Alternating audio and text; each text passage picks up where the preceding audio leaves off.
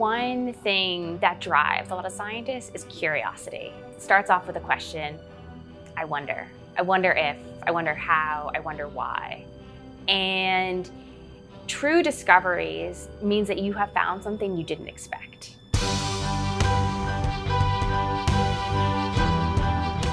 The RNA Bioscience Initiative was formed in 2016. At the time, a new dean of the School of Medicine, John Riley, came in and essentially on day one said, I want to make a big investment on this campus. It was a smart investment because it built on a foundation of good RNA biology here on our campus and a history of RNA biology in the state of Colorado. The mission of the RBI is to do excellent research in RNA, to make fundamental discoveries in RNA biology, and hopefully to bring those closer to the clinic so that we can make a real difference in patients' lives. RNA is really the foundation for life as we know it. And that's maybe a little bit of a bold statement.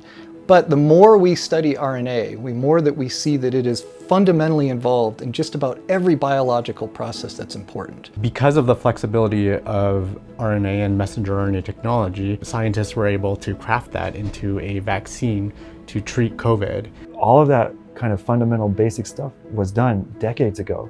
And so the experiments that we're doing now, their full weight of their benefit may now not be known decades from where we are right now, right? So we're solving problems that we don't even know exist yet. The funding for RBI is critically important because it allows us to support relatively high risk and high reward projects that are not going to be supported by government agencies that tend to support safe bets and relatively conservative research.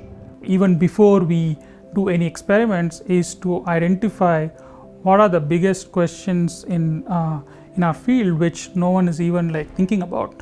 Because only by identifying a path that no one is thinking is going to be really important, we forge a new path. In the very early days of a project or of a line of research, and you've got just a taste that, I think this might work out. I think this might, kind of pay off. I think those are the most exciting times. Because often in science, you can't anticipate where the big discoveries come from. They can come from a failed experiment that looks like it's going to go nowhere, but in that failure, you learn something that gives you into completely new ground that might be the next thing that transforms the face of the disease biology or whatever you work on. So science is a human endeavor that requires people to actually execute it. But it's not just execution, it's planning, it's thinking carefully about why this question is important, what's the best way to answer it.